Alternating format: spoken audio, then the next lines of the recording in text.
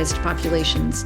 And the secondary traumatic stress, the vicarious trauma, and the moral injury that can relate or that can result from that. We'll spend maybe 20 minutes or so on what the injuries look like. And then we will spend the rest of our time talking about what we can do about that. And depending on how we get through the time, because we want to be respectful of your Friday and get you guys on your way, I will be able to teach you guys at least one exercise that research is showing us actually helps insulate and protect us from some of the mechanisms that are involved with secondary traumatic stress and moral injury and vicarious trauma. So while we're waiting for folks to join us, I'm going to go ahead and share my screen and we will all have a moment together, hoping that that works out, but I think it will be okay. I'm going to go ahead and open this and start at the slideshow and get rid of that. And we're going to go through some of these pretty quickly. So when you look at the literature for secondary and vicarious traumatic stress, sometimes people use those terms a little bit differently, but I'm going to use them the way I see it the most often in the literature and in the way that makes the most sense to me. And that is that secondary traumatic stress is what happens when you may be on the aftermath of an event or you may be exposed to the immediate results of that event.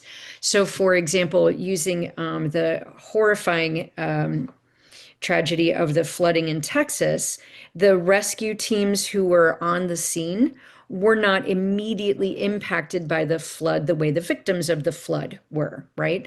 But some of them were there almost immediately afterwards. They may themselves have been exposed to some of the ongoing danger, but most importantly, they were seeing all of the aftermath. And so we tend to see things like secondary traumatic stress in law enforcement, first responders, emergency medical folks, firefighters. That all makes sense. And that may seem far away from what we do for our jobs every day. But I want to tell you quickly a story about when folks in mental health or DD might actually be exposed to secondary traumatic stress. And remember from last time that not all stress becomes a trauma, but all trauma starts from some form of stress. It really depends on how severe it is, how our coping capacity can match that stress or meet that stress, and what kind of support we have during and after that event. So Kevin and I were doing a week-long engagement up in a New England state. And we had a whole day of training planned. And right before we were going to get started, like maybe 15 minutes before, one of the directors came up and let us know that in one of the houses, because they were a large provider agency and they had residential services, one of the houses in the early morning hours had experienced a really, really serious choking event with one of their individuals. And all the staff did everything they were supposed to do, and they called 911. And fortunately, that person was able to be revived on the scene by 911, and they were taken to the hospital and survived the event. But it was very, very serious. And even though the staff had been trained and did everything they were trained to do, this was not part of their job, day to day, and certainly not what they were expecting when they were, showing up for their overnight shift. And as soon as they told us this story, I swear, that's when we could see this little group of people, obviously the staff from that house, walk in the door, because they had some of the houses where the overnight staff were going to come directly to the training as soon as their shifts were over. And they were acting really differently from everyone else in the room. This was a large agency. There was about 100 people there. And as people from other units and other teams had arrived, they were getting breakfast and danishes and talking with their friends and chatting. And it was sort of this lighthearted and friendly environment. And this group of people didn't stop for a donut, didn't talk to anyone. They found their seats and they sat down and they weren't looking at anybody. And they just looked very shocked and shut down. So fortunately, because the leadership had been very thoughtful about this, we were able to change some things around very quickly. And we started the morning with some grounding exercises to try to help folks regulate and kind of cope with the extraordinary stress they had just been through. So this is why when I talk with audiences in mental health and especially in developmental disabilities, sometimes it may feel like, well, I'm not an EMT, I'm not a firefighter. Why do I need to worry about this? And I would argue that while that kind of occupation has its own wear and tear and its own issues in these areas, it's a little different when you're not necessarily prepared for it. And by that, again, I don't mean training. The staff were well trained. They did everything they were supposed to do and probably saved this individual's life.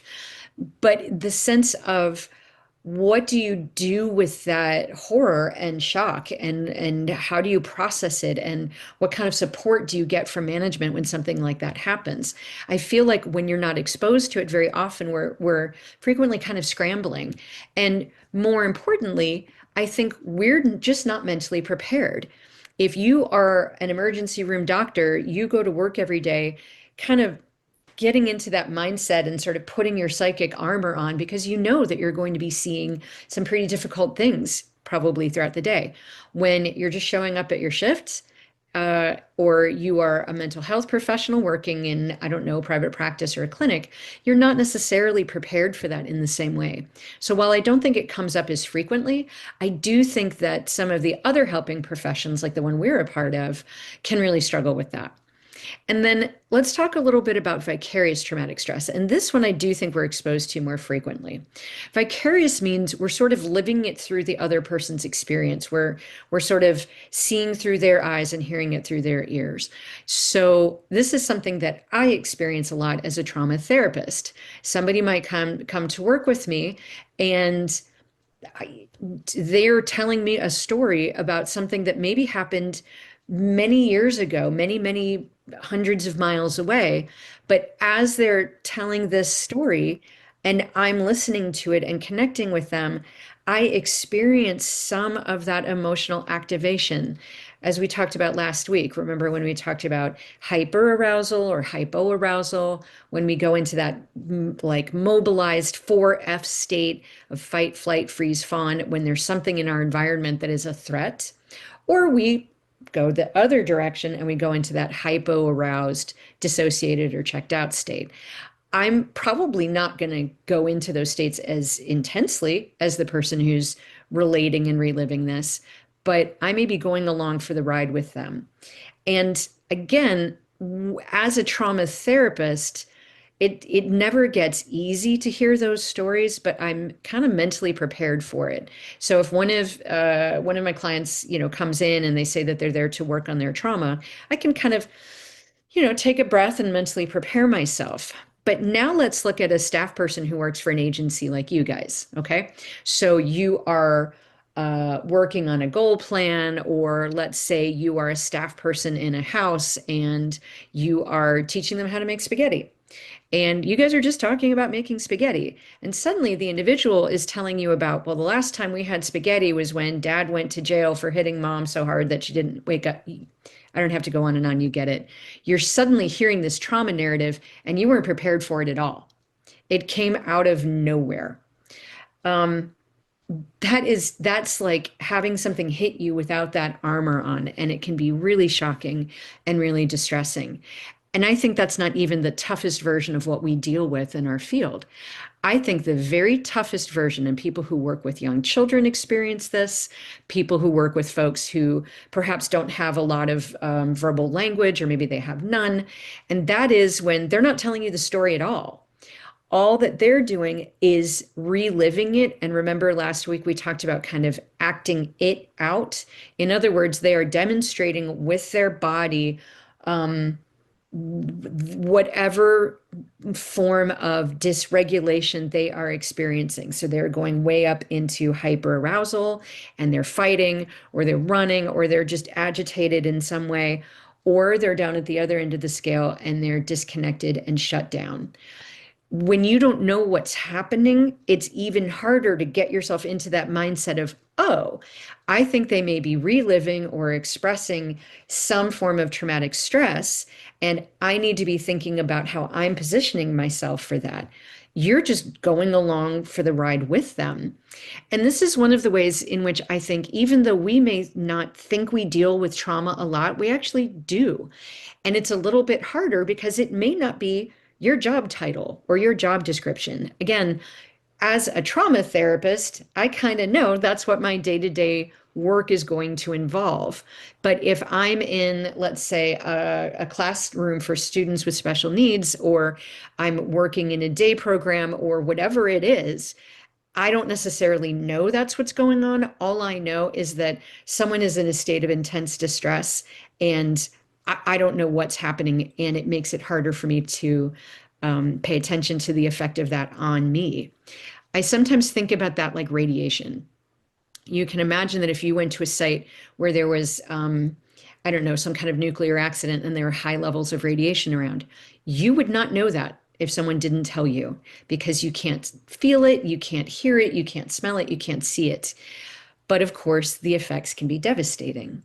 And I think that's not as overdramatic as it might sound, an example of, or a metaphor for what it's like to be exposed to highly traumatized people, especially in a population where, as we've already said, they are more vulnerable to various kinds of traumatic events and traumatic stress.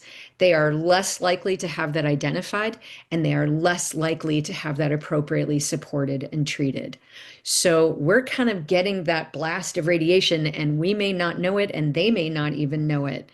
And I think that that makes that very insidious and very dangerous for us, even if we don't think of ourselves as people who have to deal with trauma a whole lot in the day-to-day of our jobs. And that doesn't stop just talking about the individuals that we serve. We know that in many of the helping professions, again, including mental health and DD, when we're looking at our workforce, especially when we start looking at paraprofessionals in mental health, or DSPs in the DD world, a lot of the folks that we employ may be dealing with some of those multiple system stressors as well. They may have high levels of traumatic events in their personal lives. They may be multi-stressed in terms of economics or other forms of social stress. So sometimes if you are a manager or a supervisor or a leader, you have that same kind of trauma, coming in at you, and you don't necessarily get a lot of warning about that. So I remember as a supervisor, I might have to sit down with somebody going, hey, we have to address this work issue, or you've been coming in late, or whatever it is. And they're like, well, and then they tell me what's going on, and suddenly it's blah, blah, blah, like very distressing stuff that they might be telling me. And so while of course I'm scrambling to try to respond in a way that's kind and supportive, um, I'm still myself, as a thinking, caring human being, reacting to all the stuff they're telling me, like, oh my goodness, that sounds horrible. So again, we're not necessarily protected from this stress just because it may not be immediately in our job description. So those are very quick definitions of secondary and vicarious traumatic stress. And now I want to talk about burnout and compassion fatigue. Burnout, we're not going to be talking much about because, as Kevin said today, burnout is a much bigger umbrella with different components in terms of what's going on in the workforce, what's the work culture, what is the support for staff. So what we used to call compassion fatigue, which comes from things like secondary and vicarious traumatic stress, is a component of that. So it's a piece under that bigger umbrella. And we're going to talk just briefly about compassion fatigue, because I've got to tell you, I hate that term. I always found it personally insulting. We talked before we got started this morning about the Values in Action project, which was part of studying resilience and positive psychology for people. And like many of you, I'm sure, maybe all of you, because I really feel like we all kind of connect and have a lot in common, which is why we always really enjoy working with you guys. Compassion is extraordinarily important to me. It is one of the things I value most about myself. It is something I pride myself on. And while I don't know that this is really what it was intended to mean, I always heard compassion fatigue as, oh, I don't know, I just got sick of caring about people. I was just fatigued with it. I was just bored with it. And I found that profoundly insulting. So I don't use that term. And fortunately, it's to my way of thinking, going out of style. And when you look at the research into these areas of secondary and vicarious traumatic stress, the wear and tear on the helper, what we are seeing more is the language of empathetic distress, which we will talk about more. And I've even expanded that myself. Maybe it's appeared elsewhere as well as empathetic injury. So we talk about trauma as a traumatic injury to the psyche or to the emotions or to the mind or to the nervous system. And I think that we as helpers can experience empathetic injury over time. And there's one last component of this that we're going to talk about, and that is moral injury. This used to be a very specialized topic in trauma. Those of you who have a trauma background may have been exposed to it. And like a lot of our studies in PTSD over the decades, it originated in the world of combat PTSD. And what we've known about the experience of soldiers, really, we've talked about this since the Trojan Wars, but it's only in the past 4 or 5 decades that we've had a word for it. When we think about, for example, what soldiers go through when they go to war, and we think about combat PTSD, you think about what was done to the soldier, what the soldier experienced, or what they saw done to a comrade or something like that. Moral injury is the other side of that coin. And that's when we look at what the soldier did to other people, what he or she now has to live with that they did to cause harm or suffering to other human beings. And as I said, that's not something that the civilian world really thinks about a whole lot, but it's been talked about in military circles for a long time. And it was just starting to get a foothold in other areas. So things like, again, first responders, law enforcement, emergency medical folks, not so much in terms of what they're doing to people, although unfortunately that is sometimes the case, but more often what happens when the system is failing and they can't be the helper that they want to be. And so it was sort of gaining traction. We were talking about it a little more with like physician burnout and things like that. And then COVID hit, and like many other things, it exploded. So it is now a huge topic of conversation and research in all the helping professions. Again, I would argue that first responders are still kind of that front line where we're seeing that, but doctors, nurses, medical folks, we saw a tremendous amount of moral injury during the pandemic. I had a physician as one of my therapy clients, a wonderful doctor, and she talked about her profound distress because she was in not a urban area of Ohio, she was in kind of a rural part of the state. And because the hospitals in her region were so overloaded with COVID patients, they were having to turn away patients. That meant that, for example, if I'm having the symptoms of a heart attack, now the ambulance has to drive maybe an hour to get me to a hospital that will admit me. And of course, that could be fatal to me. And so her distress and anguish about that was profound. And so we are seeing, and I think we're going to continue seeing more and more waves of doctors and nurses and emergency room folks and medical personnel who are resigning or are changing where they work. Maybe they're not working at a hospital anymore, they're going to some doctor's practice or something, because of all of these things, but moral injury definitely plays a role. So we'll talk more about that in a moment. Okay, so let's jump into moral injury a little bit more deeply. And as I said, in the helping professions, we are less likely to be talking about harm that was done. Although, as many of you know, if you've been in this field for a while, especially in a leadership position, unfortunately, I can't say that that never happens, that individuals are never harmed in our care. But I don't think that's typically what we're talking about. We're more likely to be talking about some of the things on this slide, like being exposed to upsetting images and situations. We once worked with an agency where there had been a very, very serious lack of oversight and management, and things had gotten bad. And there had been some instances of individuals being harmed Some of that information went to the press, as I believe it should. And then they had a complete change of leadership. This was in a different state, but they went through a complete change of leadership and changed a lot of key positions, and they were really working hard to turn that agency around. But in order to do that, they had to have this reckoning where they had to really acknowledge the harm that had been done, and that was very, very difficult and upsetting for the staff that were there and the staff that came on. Doing things that violate your view of yourself, again, I think that's an example of it. Or as a doctor, knowing that you are trying to provide the best possible care, but if you have to divert emergency patients, knowing that that heart attack or that stroke might go from survivable or fatal, from survivable to fatal, that violates your view of yourself as someone who provides the best possible care. Feeling let down by the systems that lead or support you. This can also be a chronic thing. I think throughout the helping professions, there's never enough money.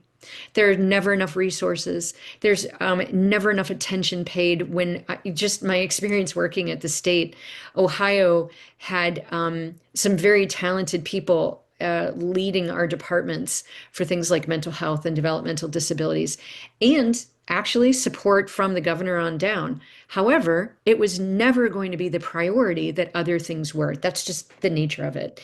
And so I think that this is always kind of lurking. But when we are in a situation like COVID, where all the systems are overwhelmed, or again, if you're in a state or a county or a region, or you are working at an agency where the systems are simply, they're not leading and they're not supporting, that can create a sense of despair and anger and moral injury in the people who need that leadership and need that support to do their jobs. And we can break this down a little bit further. Moral distress is kind of like stress, right? That again, not all stress causes trauma, but when the stress is too much or when it goes on for too long and we don't have the resources or the capacity to contain that stress and work with that stress, well, then it becomes perhaps a form of injury. So when we look at moral distress that might lead to moral injury, we can talk about constraint distress. I know what I need to do, but I cannot do it. I don't have the resources. I don't have the capacity. I am so overwhelmed that I can't do the things that I normally could do or that I think I should be able to do, like hospitals having to turn away patients. Uncertainty distress, we also saw during the pandemic, and that was no one knew what to do. When we were in the early days of the pandemic and talking with some of the agencies and counties and states around the country that we work with, we heard this from so many CEOs. And this is something that your folks in leadership maybe can relate to as well. In those early days where we didn't know what was going to happen, we didn't know if staff were going to be able to come work with individuals. We had some providers where, when they had homes, where staff couldn't go home and because they didn't have anyone to come to the house, and they didn't know when staff were going to be able to go home. We didn't know anything. And so I feel like I'm talking kind of directly to the leadership in the room right now, what it feels like when your staff are looking to you for answers. How is this going to impact what we do? How are we going to continue doing services? And the answer is, I don't know. I would argue that we are living through another version of that now. And that is extraordinarily painful, especially if you are a supervisor or a manager or a leader who takes pride in being that support for the staff, being able to give them some ideas about how things are going to go. When we're unsure, it's not just our own distress, but it's that feeling of letting down the people that we are there to reassure or support. And there's some interesting instruments that are being developed around this issue, and this comes from an instrument that was adapted specifically for helping professionals. It's called the Moral Injury Symptom Scale. And I just wanted to pull the areas that this scale measures to give you a sense of what are we talking about when we say that we think that someone may have some elements of moral injury. They will endorse on a survey, or they will talk about in an interview, a sense of betrayal, whether that's by of their agency or leadership, or sometimes their society. I, as a social worker, certainly have felt that anger that we as social workers and community mental health people are cleaning up the worst of society's messes, and we are given no thanks and very little money for doing it. Um, it's easy in the right set of circumstances to start to feel like I'm being betrayed by the system, the culture, the nation that I'm trying to help. Guilt, if I feel that I have failed.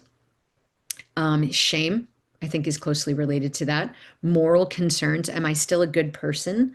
What is the good or the right thing to do? A loss of trust. That might be, again, very specifically related to an agency or a state department or a nation, whatever that might be. A loss of meaning. Kevin, I think, touched on this pretty directly when he talked about burnout earlier and some of those burnout measures. You're going to see a lot of overlap here. What is the point of this?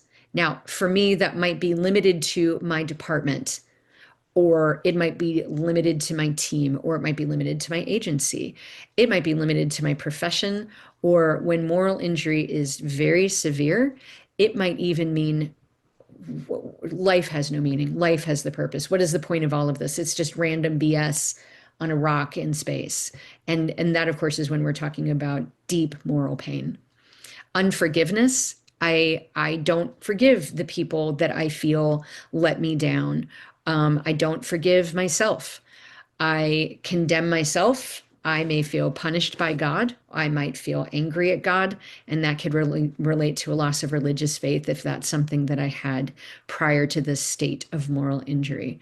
So, the quickest way to sum this up, and this is something I go into in much more detail in my second book. Moral injury is when we have a hard time looking at ourselves or other people as good or moral beings. And that can, at its extreme, make us feel very, very cut off from what we think good people are, or being a part of an agency or a team or even a society. So it can be a profoundly damaging and lonely place when it goes to its extreme and it is unrecognized and untreated. Okay, now we're gonna we're gonna do a little bit more with this, and then we're gonna move to something that's a little more uplifting. As you can already see, when we talk about vicarious trauma and secondary traumatic stress, and how the helping professional might actually start demonstrating their own symptoms of PTSD, and that in fact is what vicarious trauma or secondary stress can at its extreme lead to, is having a helping professional who's showing those perhaps enough symptoms to get a diagnosis of PTSD when it's not their trauma, it's the trauma they've been exposed to that have created enough distress that they now have PTSD from their job. And moral injury fits right into that. And there's a lot of overlap among the three. So what I did was look at the different studies and instruments and research, and I identified what I felt were some of the most common areas that we see in all three of those experiences. Now I'm going to go through these with you guys, and I want you to all make a solemn promise to me that you are not going to go through these diagnosing yourself. This is not arranged in a diagnostic way, and that is not what this is for. I do think that as we go through this list, what you'll notice is that, like a lot of things we talked about last time, there's probably, I would guess, most, if not all of the things on this list, something that you relate to, something that you've experienced, something that you've noticed. The point is not, oh my goodness, if you've ever experienced this even a little bit, then you probably have one of these things going on. It does mean that if you've noticed a change, if you've noticed an increase, if you've noticed that something you can usually manage and work with and boost your self-care a little bit, then it kind of takes care of it, and now that's not working anymore. It might just be something that you want to sit with. It might be something that when you leave here today and you give yourself some time to think about it, or perhaps you talk about it with someone you trust, or leadership at your agency, or whatever that is. If you think, gosh, I want to pay a little more attention to that, maybe that leads you to talking with someone professional like a doctor or a therapist, or just taking a closer look at what's going on with you. That is an appropriate use of this. Diagnosing yourself with any of this stuff is not, even though diagnosing myself is how I prefer to doom scroll late at night when I should be going to bed earlier. So I get it. It is a hobby of mine as well. But if you can, try not to do that. Okay. So first one, difficulty managing emotions. I absolutely relate to this. I know that when I am too stressed for too long about my work, I become more irritable. I can be a little more weepy. I feel like my emotions spill out of me a little more easily, and I'm already pretty emotional. So this is definitely something that I notice.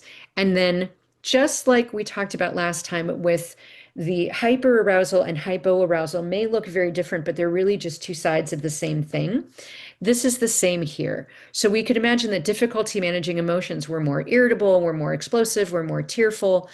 That's kind of that hyperarousal state, and feeling emotionally numb or shut down is that hypoarousal state. We're just checked out. Things that normally would make us really happy or really sad or really angry, we're just kind of like, ugh. This is, as I said, the other side of that coin. The next one, fatigue, sleepiness, or difficulty falling asleep. I went through menopause 5 years ago, so I haven't slept in like 5 years. But we know that stress is very sensitive in the human brain. It's a complex system in the brain, and it's sort of a canary in the coal mine. I've noticed with my clients coming in that it's one of the things that they may not relate to stress or trauma, but when they start talking about difficulty with fatigue or sleepiness or difficulty falling asleep, it immediately gets my attention. It can be related to a lot of different things, but stress and difficulty sleeping are very closely connected. Um, and this follows right along with that. Physical problems or complaints such as aches, pains, and decreased resistance to illness. Like you, during COVID, I got my medical degree online. And I became an expert in immunology and virology and all this great stuff because I diagnosed myself with COVID about 6 or 7 times a day. So I was, looking up lots of things about this. And we talked last time when we practiced the relaxation response that we've known for a long time now that stress is related to illness in the body, that when we are chronically stressed, it really does impact our immune system. It can lower our immunity to fight off infection. It can actually trigger autoimmune disorders. So if somebody has maybe a genetic predisposition to something, stress may be one of the triggers that turns it on. We also know, and you guys with the mental health background may already be aware of this, that roughly 30% of the population will just naturally experience emotional distress more in their body. So they may be less likely to recognize or say, I feel sad, I feel worried, but they will say, I feel tired, I have a headache, I have a stomach ache, I don't really know why, I just do. And so we really need to see all of those different things. This may be stress impacting our immune system, or it may simply be that I have more emotional stress and I experience it in my body more, whether I make that connection or not. Um, Unsurprisingly, this can do a number on our relationships with other people. That when we are experiencing too much pain in our connection and our work with people, it's really hard to want to connect more with people. During the pandemic, I felt, as I think everybody did, so overwhelmed trying to be a helper because I maintained my practice and we maintained trainings and consultations and we did everything online. Reassuring people about a terrifying situation that I was also terrified about, that I had no answers for either. And like many of you, I'm one of the people in my family that people in my family and people in my friend group tend to go to for reassurance. And normally, I'm delighted to be able to offer that sometimes. But as the pandemic wore on, what I found was I didn't want to connect with family. I didn't want to connect with friends.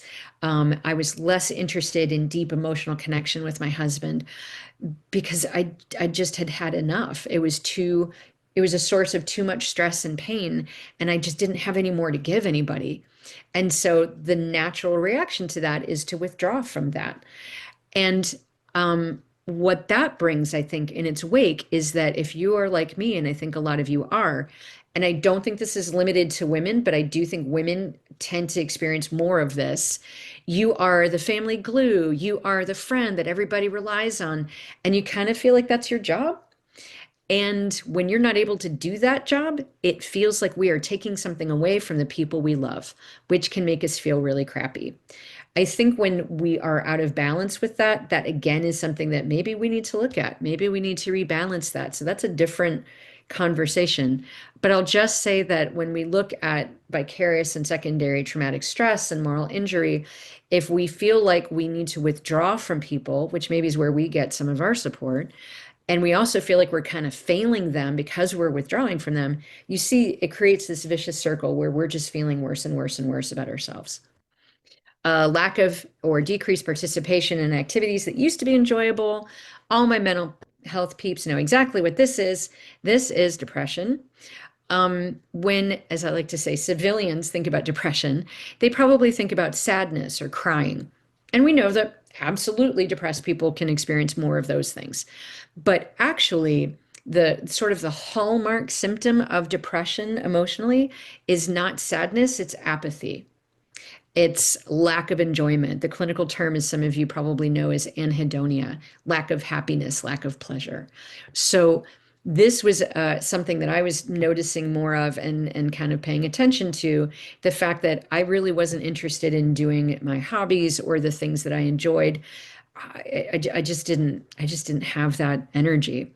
And so that was a flag that let me know, not just during COVID, but I think COVID was the most severe experience of it, that maybe there was some stuff going on with me that I needed to pay attention to.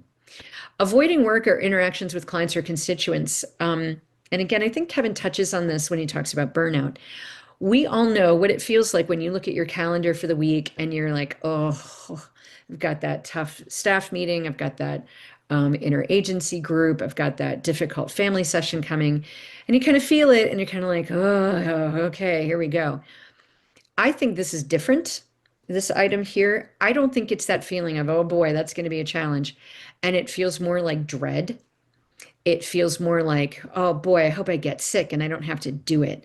I know that at times in my career when I have been too stressed for too long, or I didn't have sufficient support for something that was um, maybe stressing me out more than I was fully aware of, I would feel physically sick. I would have migraines. I would spend all day Sunday, what kids call the Sunday scaries. I would spend all day Sunday fixated on what I was going to have to do at the upcoming, Monday or the upcoming work week. And that to me, again, is an example of a little bit of that might be pretty normal.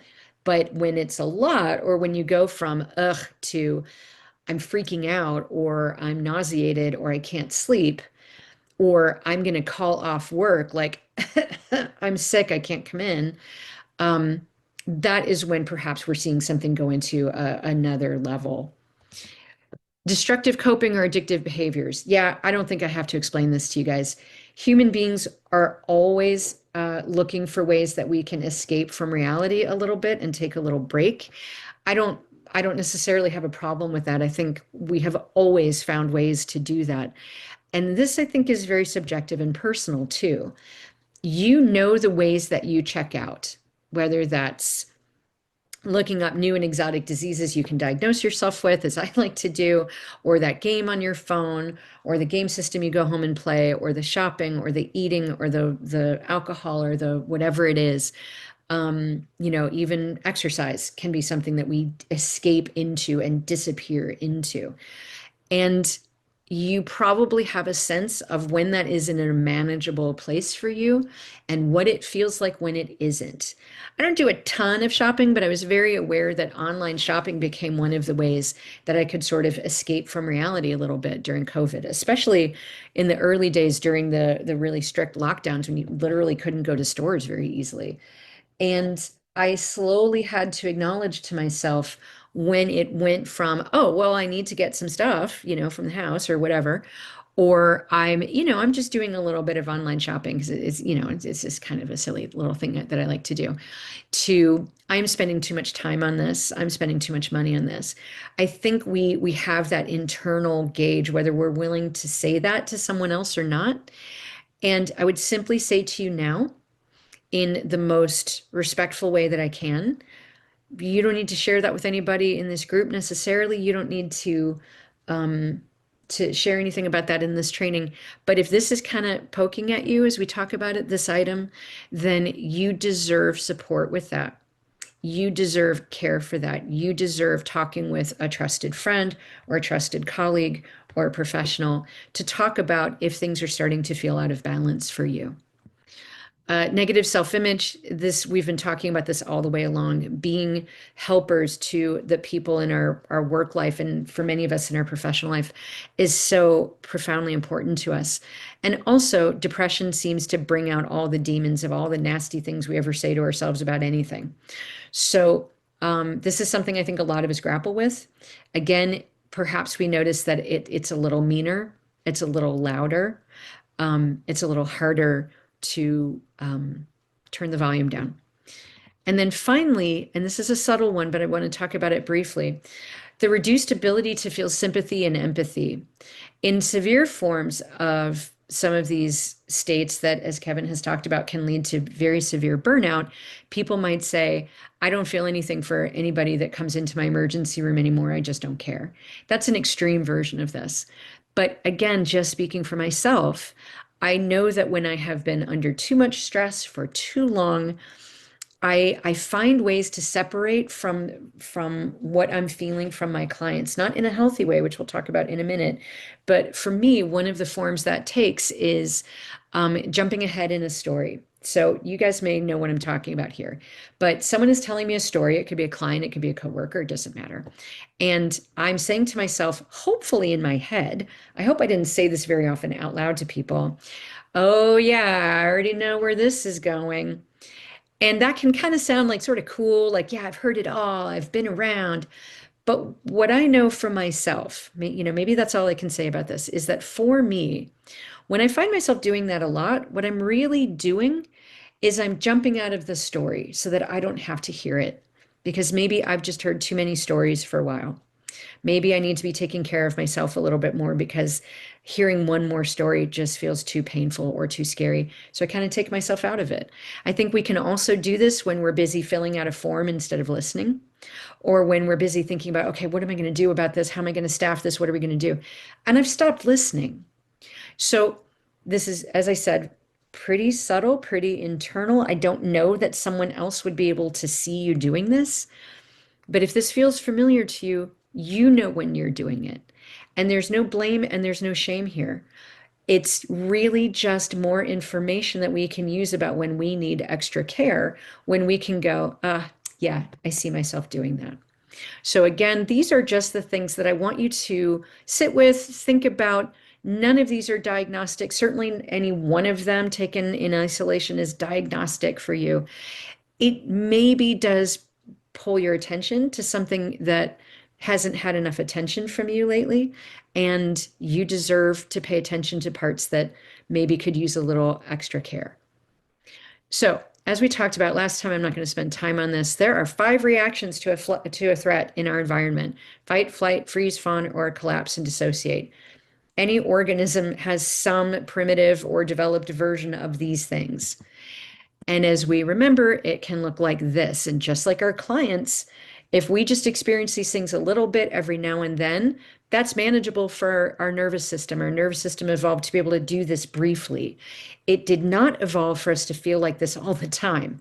And so if work is creating situations where we are feeling increasingly hyper aroused or hypo aroused, then we can get to a point where we also look like this. And this is where we might see helping professionals get diagnoses of PTSD, not because of events that have happened to them personally, but because of the stress they are continually exposed to at work.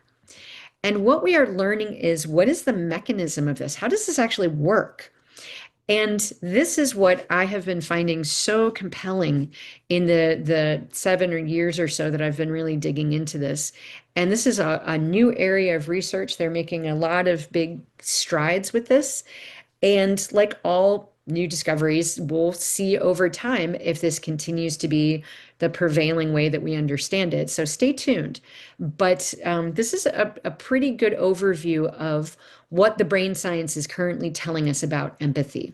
If you're like me, I only knew the word empathy. And, sympathy is when you feel sorry for somebody, and empathy is when you feel their pain. And if you had the education and the experience that I did, we were taught that empathy is good. Empathy is what we're supposed to be doing. We're supposed to be feeling their pain, which is okay. But when you start digging into it, it kind of creates our problem for us, which I'll explain in a moment. So, as brain scientists have been researching this experience of empathy, and there are a lot of different elements to this with mirror neurons and mirror networks in the brain, and it kind of goes off into different areas, and we're not going to cover all of that stuff. But the thing that most interests us today that brain scientists identified was that there's not one kind of empathy. There are three kinds of empathy. So let's get into what those are. The first one is cognitive empathy. And what that means is that I can look at somebody and I can identify how they're feeling. And so, for example, if I'm looking at, we'll say Natalia, and I don't know, her face is really red and she's really angry and she's clenching her fists and she's like, "Mrr." I picked that for you, Natalia, because you have a very sweet face. So I'm sure you never get angry. Nobody there even knows what that looks like. Um, so everybody's kind of shaking. They're like, no, we know what it looks like. Uh, so I can look at those things on Natalia's face or how she's talking, and I go, oh, okay, well, I think she's angry. I can correctly identify that feeling, but I don't share it. I feel fine. We know that people like doctors, for example, doctors and nurses are very good at this kind of empathy. They can accurately identify what someone else is experiencing, but they don't share it. And that's very important when you think about their job, right? If I'm an emergency room doctor and we're flooded with patients, let's say there was a big accident or something, I've got to quickly be able to assess their pain. But if I'm feeling all their pain, I'm immediately incapacitated. I can't do my job. And so that ability to assess what's going on but not feel it is very important. So a lot of medical personnel, emergency personnel have this ability. Fun fact, also sociopaths are very good at this. So if you guys have any medical professionals in your family or you're friends with anybody, make sure to share this little tidbit with them that doctors, nurses, and sociopaths are very good at this. Okay, cognitive empathy. I see the feeling, I can identify the feeling, I do not share it. Then the second one is what we typically think of as empathy. I can see the feeling, I accurately identify it, and I share it, at least to some extent. And when you think about it, this is where the trouble creeps in, right? So if I am empathizing with Patricia or let's say Julie, okay? It's Julie's birthday. Woohoo, she's about to go do a bunch of fun stuff. She's having a great day. And I'm emotionally connecting with that and I'm feeling some of that. Yay, that's delightful. But if I'm connecting with Kevin, let's say, and he is, oh, I don't know, dysregulated, perhaps from his trauma, maybe he's an individual that I support, and he's got high levels of traumatic stress, and he gets very dysregulated into fight, flight, freeze, fawn, or shut down and collapsed, and I'm connecting to him emotionally, then remember that slide that I showed you guys when we go in and out of those states in our nervous system? As he goes in and out of those states, I go with him. And even though it might not be as extreme, I'm still along for that ride. And that right there is the mechanism of everything I've been telling you about with vicarious trauma and secondary traumatic stress. That is why it starts to hurt us over time because we are feeling the feelings of the injured person, and that starts to injure us too. It's common sense, but it's not something I ever really thought deeply about. So that's emotional empathy. We are feeling the feelings of the other person, maybe a little bit. Maybe if we are very overwhelmed and merged with this person and enmeshed with this person, we are feeling a lot of their pain with them. And then scientists identified this third kind of compassion of empathy, and this is what we're going to be spending the rest of our time talking about today, and that is compassionate empathy.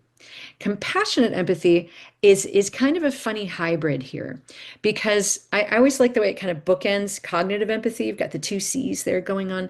And it's a little bit like cognitive empathy because I can look at someone's feelings, I can look at Julie, and I can accurately identify how she is feeling, and I don't share it. right? So if she's having a tough time or she's in emotional pain, I don't feel the pain. I feel okay. I am very clear that I'm not Julie. Whatever Julie's going through is not what I'm going through. But it is a little different in that it's accompanied by a warm wish for Julie's well being. So, a lot of medical people actually do practice compassion and empathy, even though they may not identify that. And that might mean that, gosh, I want Julie to feel better, and there's something I can do to help her, so I'm going to do that. Or, and we all know what this feels like, maybe there's nothing I can do to help her right now. Maybe later there will be, but right now there's not.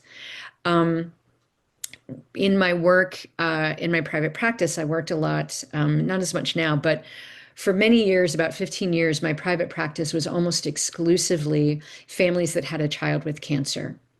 And some of those parents lost their child that was suffering from cancer. And if you've never encountered that kind of grief, let me tell you, there is not one thing I can do to take away 1 teaspoon of that pain. There's no worksheet, there's no exercise, there's no mindfulness practice. There is nothing. What I can offer is being in that room with them and witnessing that pain and holding that compassion for them. So that's an example of there's nothing for me to do, but I'm going to be here with you, and I'm going to have this warmth and this compassion that hopefully things can get better for you. Hopefully there can be a day where you feel less pain or more joy. And this compassion doesn't mean that I'm feeling what you feel. So again, using that as an example, um, one of the things that I had to learn how to do was when parents would talk about their child, with the first symptoms of leukemia before they figured out what it was. I had young children at the time that I was doing that work. So they would talk about, yeah, my kid talked about being tired, or my kid talked about his leg hurting. And of course, I have 2 boys. They've been tired. They've talked about their legs hurting. And I would become terrified, and I would be seeing the distress of a parent who'd lost their child and imagining what that felt like, and I would become incapacitated with that pain. So I had to learn how to stay in the room and silently say to myself at times, today my kids are not sick. Today I have not lost my child. Now, there are no guarantees. I don't know what's going to happen tomorrow, but today my kids are okay. And that might sound callous or selfish. Sometimes I worried that it was because I didn't know this then. But what I know now is that I was grounding myself in my own okayness. This person is in the water. I am in the boat. I feel warmly towards them. I feel compassionate towards them. If I can throw them a rope to help them climb out of the water, I'm going to do that. But I'm not in the water. I'm grounded in my own okayness, which we'll talk about more in a minute. And there's this compassion that I feel for their suffering. So we're going to talk through this very quickly because I'm watching the clock here. I think that as helpers, when you are connecting deeply with someone in a conversation, whether you're a therapist or you're a clinician and you're working with an individual or a client, or even if you're just a really skilled and compassionate supervisor or manager or leader, we move in and out of these states, I think, regularly. So this isn't about getting into some perfect state and staying there, but you can imagine going up and down this pyramid as you're talking with somebody. If they're in a state of distress, in the middle, don't worry about the vagal stuff. That's that kind of advanced trauma training that I talked about last time. That middle state is I'm empathetically attuned to you, so I'm in sync with you. I'm not on my phone or looking out the window. I'm connected to you. But there's some self-awareness there, and I'm regulated with you, either because you're also regulated, we're just talking about stuff and we're both okay, or I'm feeling your feelings, but I'm still pretty regulated, okay? Meaning I am not in my hyper or hypo-arousal state. I'm not in a survival state. I feel okay. But if you become increasingly distressed while I'm talking to you, perhaps you become dysregulated, and maybe I'm still staying really emotionally connected to you. In fact, we also know that with trauma, this isn't really what a trauma bond is, but The more you get distressed, if I haven't worked through some of my own issues, I can get increasingly merged with you.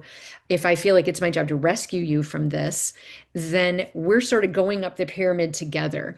And this is where I start being joined with you. I'm not self-aware anymore. I'm kind of merged with you. And now I'm going into my own high or low arousal state. I'm becoming dysregulated. This can also happen if you start talking about stuff that perhaps triggers something in my history. So it might be a combination of those things that I'm kind of merging with your emotions and or I'm getting triggered by my own stuff. And what's important to remember about this is we can always move out of that. We can move down to the base of the pyramid. And that's when we move into this compassionate stance, this compassionate empathy where we are aware of the suffering of the other person. We can accurately identify the suffering of the other person. Our feet are firmly planted in our own separateness. We are okay, even if they're not okay. And it's accompanied with that warmth or that caringness. Gosh, I really hope this gets better for you. And if I can do something about that, I'm going to. And if I can't, I'm still going to try to be present with you. And as we talk about these three states, cognitive empathy, emotional empathy, compassionate empathy, I told you guys that it was the result of research into brain science. And here's the big exciting piece of that. These are actually three different brain states. When they look at the patterns of activation in our brains, they can identify three different patterns, three different regions of the brain when someone is experiencing cognitive empathy, emotional empathy, and compassionate empathy. There are three different things according to your brain. Now there's overlap. They touch each other. They're connected to each other. They overlap with each other. They're not completely separate, but they are distinct things in your brain. So your brain experiences those three states of empathy differently. And where the research is going is when people are able to spend time in that compassionate empathy brain state, they are less vulnerable to that empathetic distress, that going up and down on the roller coaster ride with the person that they're talking to or working with. That creates less wear and tear on their nervous system. They are insulated from vicarious trauma and secondary traumatic stress. They are less likely to start showing symptoms of those things.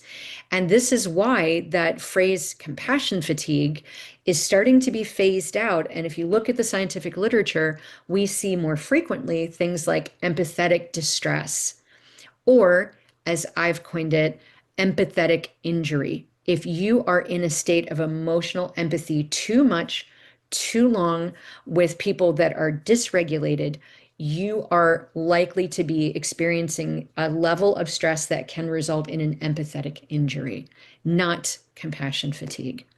So, how we insulate ourselves with this, how we practice emotional self-care, can involve how we move ourselves into that state of compassionate empathy. And we talked last time about the calmer skills, which is really another version of doing this. We talked about the fact that the first part of the calmer skills, the check-in, accept, and loving kindness, is really about you've got to look at you first. As helpers, we tend to always be looking at the other person, but we've got to pause for a second and turn that inward and go, what is going on with me right now? And we talked about recognizing what it feels like in your body, because that's often like the quickest thing that's going to get our attention. My heart's pounding, my palms are sweaty, my face is flushed, or I feel, sleepy and cold and shut down, whatever it is. What are my body sensations? What are my emotions? I feel panicky. I feel numb. I feel apathetic. I feel scared. What are my thoughts? Oh my God, I don't know what I'm going to do about this, whatever it is. You've got to be aware first before you can do anything about it. If I don't know where I am on this pyramid, I can't go up or down the pyramid, right? In order to do that, boop, boop, to add those back in. If I'm going to move up and down, I've got to know where I am. And then I've got to have some things that I can do to move me out of that merge, joined, empathetic distress state down into that compassionate stance. So we're going to talk very quickly. This is just another example of what that looks like when we start breaking this out, being able to recognize where we are in our own arousal pattern at any given moment. And I want to talk briefly about when we start to move into that stance of compassion, What does that feel like? What does compassion feel like to us? And this can mean, of course, lots of different things to us individually. But when I was developing this material a few years ago, I was teaching at Ohio State, and I used my grad students as guinea pigs, as I often like to do. And so I was sort of developing this presentation, and we talked about this and discussed and kind of brainstormed what words did people attach to what they feel when they feel compassion.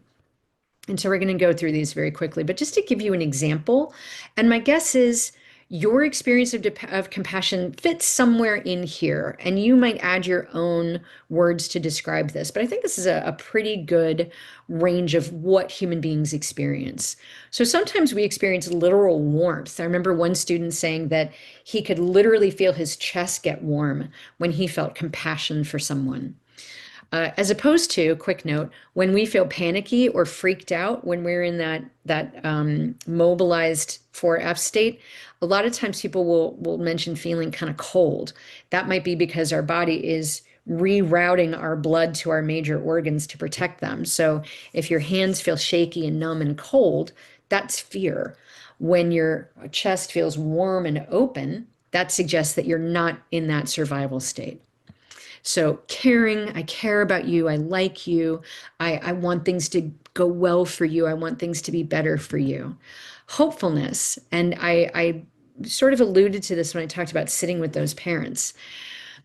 It takes a kind of hope or faith to sit with someone and to believe, and I want to be very clear about this. I almost never said this because if you've ever worked with grief or if you've ever experienced grief yourself, nothing feels more tone deaf than having someone say to you, "Oh, it'll get better someday," or "Time heals all wounds."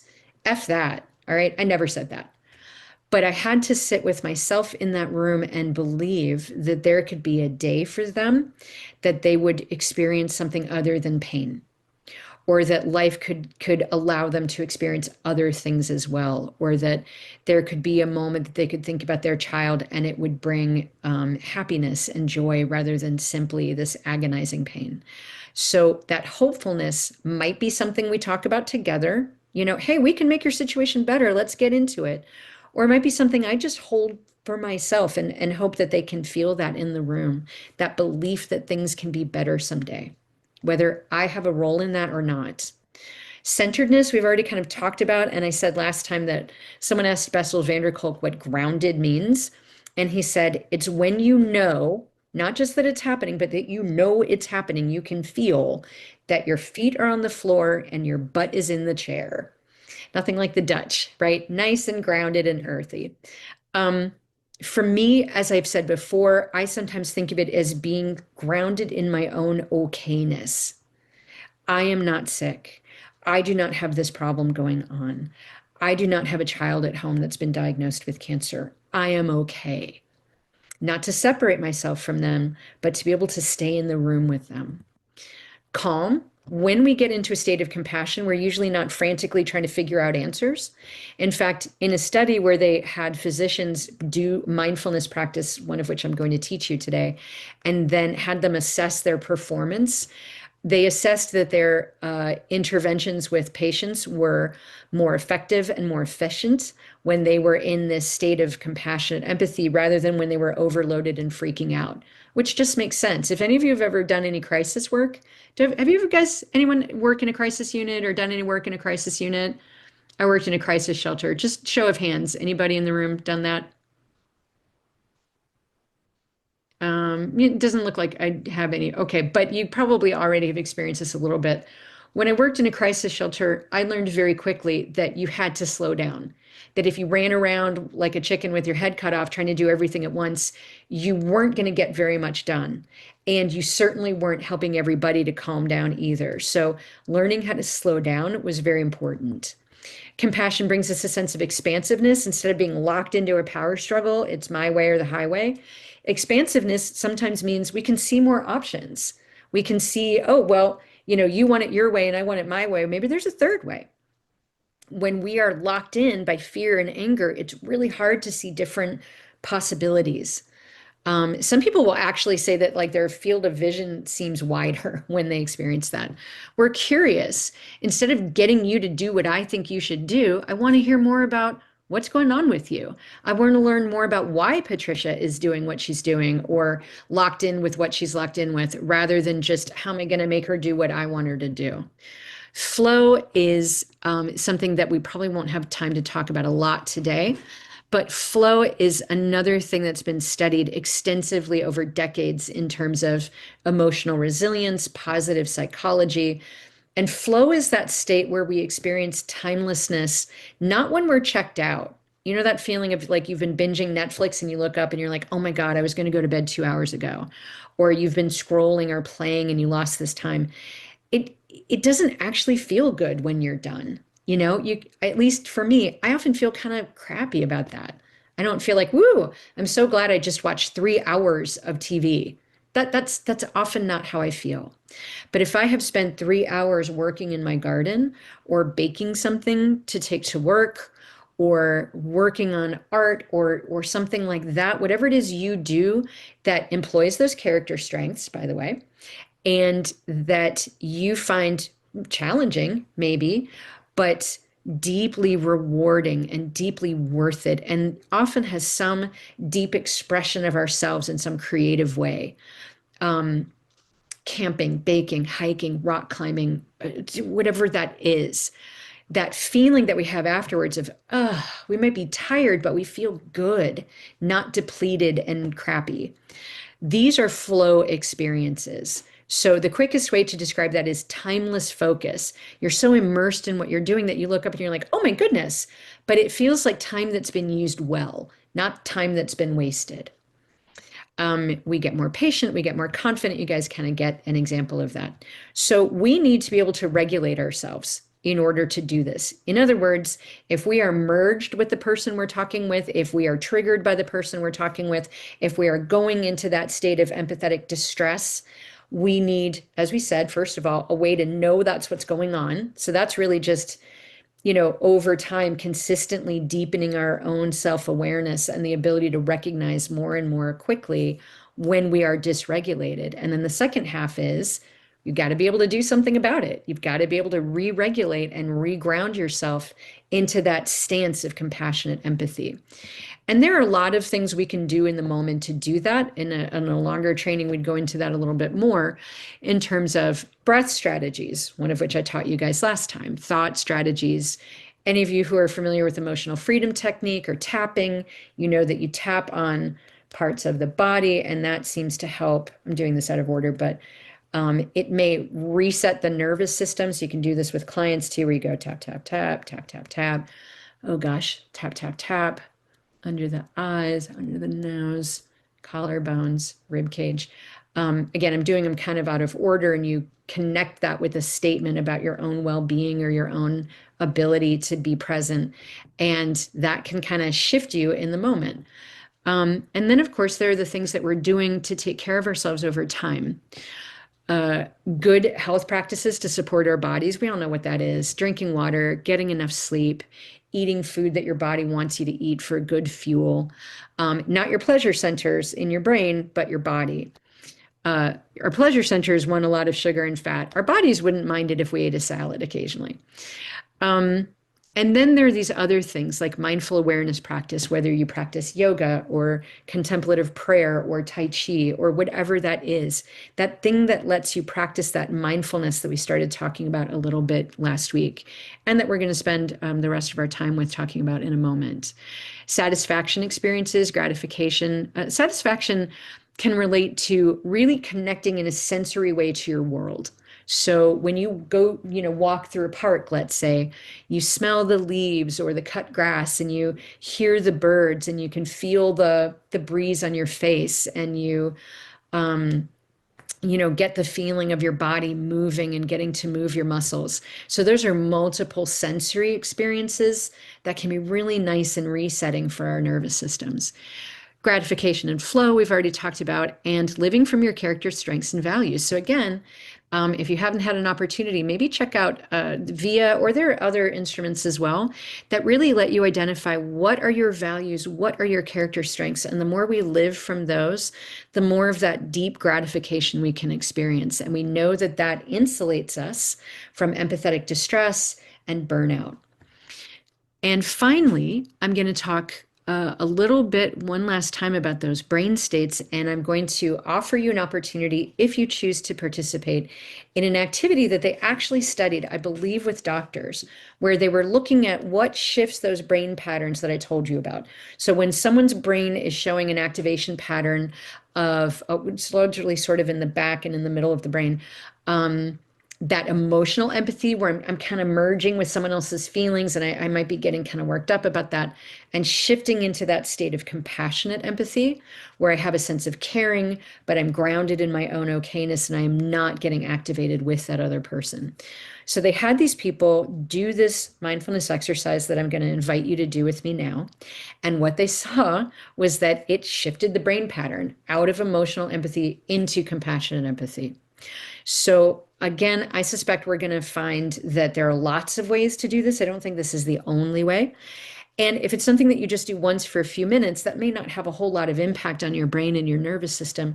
But if you find the opportunities to practice things like this over time, I believe it helps our brains train into getting into that state and staying in that state and spending less time in that merged, overwhelmed, overstressed, emotional, empathetic state.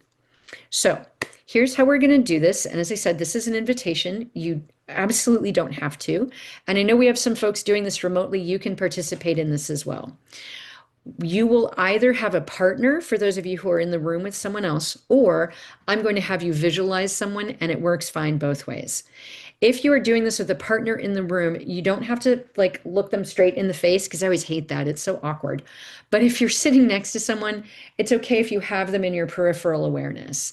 And if you're doing this at home or on your own, then you're just going to imagine someone sitting across from you. And you should imagine someone that you really love and care about. Okay? So we're just going to do this very simple thing. I'm going to give you a minute to get grounded into your body, right? Feel your feet on your floor, on the floor, and your butt in the chair. Maybe take a breath and let it out. You're welcome to close your eyes. And again, if you're doing this with a partner, then just kind of feel them near you or next to you. Or you can have your gaze just kind of resting on something. That's fine too.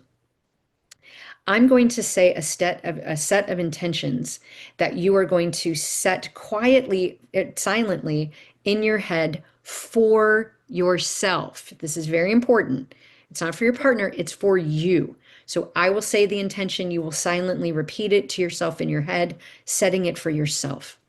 And then I will tell you to switch your awareness. And now we'll go through the same set of intentions, but you're setting them for the other person, for that person sitting near you or the person that you're visualizing in your head.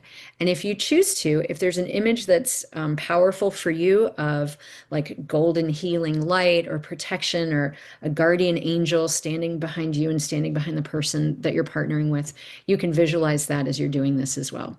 But you don't have to, so don't worry about that. All right, so take a second to settle.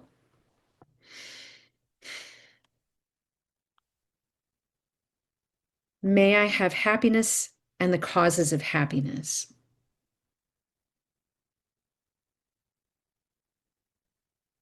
May I be free from fear.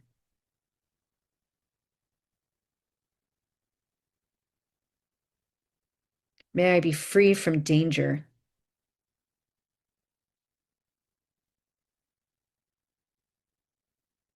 If I do experience danger, may I be free from physical harm.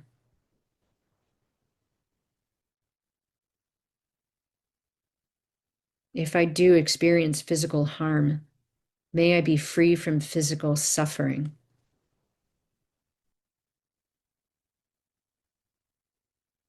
If I do experience physical suffering, may I be free from emotional suffering.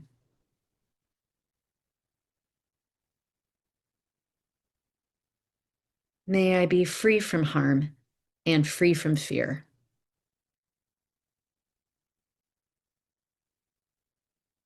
May I have happiness and the causes of happiness.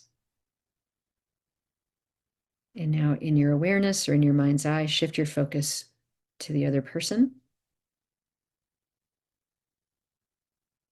May you have happiness and the causes of happiness. May you be free from fear.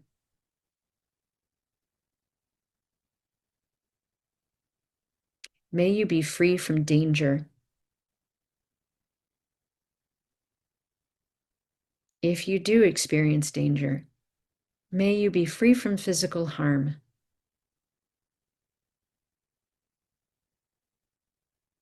If you do experience physical harm, may you be free from physical suffering. If you do experience physical suffering, may you be free from emotional suffering.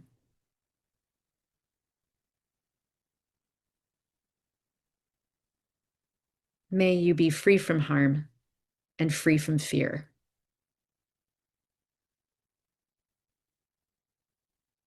May you have happiness and the causes of happiness. Now you can release that awareness, but just sit quietly for a moment. We'll just take one moment more. We're always so busy helping and working and doing and checking and fixing and adding and buying. Sometimes it's nice to just sit in the moment where everything is complete. You're not missing anything. You're not failing at anything. This moment contains everything that it needs. And you can just rest in it. Noticing the breath coming in and leaving your body. And letting everything else take care of itself for a minute.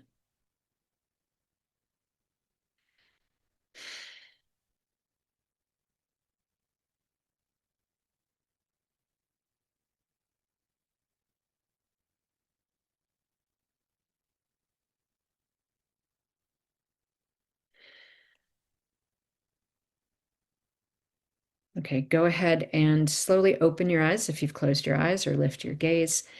And in our just few minutes that we have left together, take a second and do another one of those little check-ins. Notice your body, notice your feelings, notice your thoughts, and see what you notice. And we can open this up if anybody wants to put this in the comments, or if we want to turn on the mic. If anybody's willing to share, just what got your attention when you checked in after you did that practice? What are you aware of feeling and sensing and thinking?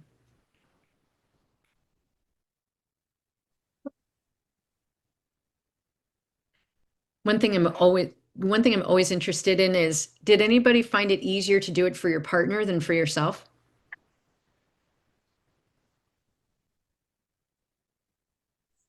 She don't hear head nod. Yes. She don't.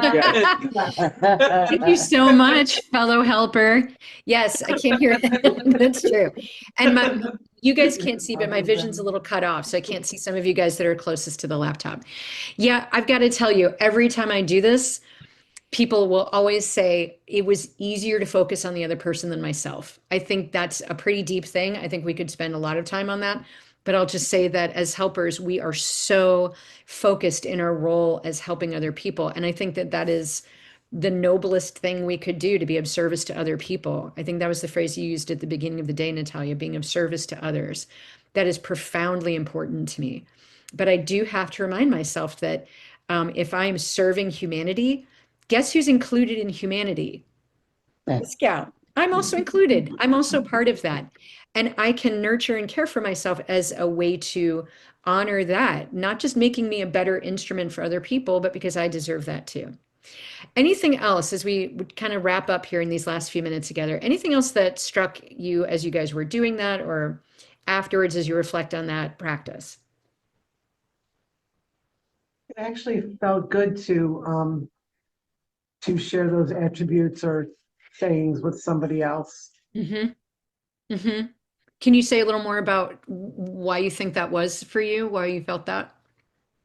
Well, because sometimes I think we don't think about those things, those quality or those I don't know what you want to call them, Oh, phrases. intentions. We could say- Intentions, thank you, yeah. yes, we don't always think, we may want those things for another person, but we don't always verbalize them.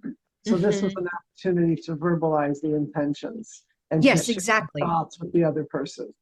Even though Exactly. they know And that about you, but, you know, it was purposeful. yes, exactly. And I can't quite see you, but I think you're the lady who was talking about spirituality last time, right? Yes, there you are. Tell me your name again. Not Yeah. me. Yeah, you did. I did, what did I Yeah, say? You talked about the barriers to helping someone who has really significant IDD. Oh, yeah, yes. My name is Supporting Rick. them. Lydia? Lynn. Lynn, I don't know why I thought Lydia. I knew it was an L. Okay. That was such a good question last week, Lynn, and I've been thinking about it since our training last week. But anyway, to get to your point, for me, it kind of steps into some of that conversation last week too, right? Whether that's an intention that we can help bring about for them, we're helping to reduce their suffering or whatever. Or sometimes it's simply, as I've said, when there's nothing else to do, or as you were saying, we're not quite sure where they are or what they need. Simply going through and articulating, I hope you have these things, whether it's something we say to them verbally or it's something that we hold in ourselves. I do think that it's good for us. It's reassuring for us because we try so hard and we want so much, and what we're doing is so damned hard sometimes. So I think feeling like even if what I'm doing is simply setting these intentions for you, whether I say it to you or not, I think you're right, Lynn, and I'm really glad you said that because that really knits those things together in a lovely way. I know we're just about at the end of our time, but anything else that folks want to share from this or anything from my portion or Kevin's portion or the time that we got to share with you guys last week as well?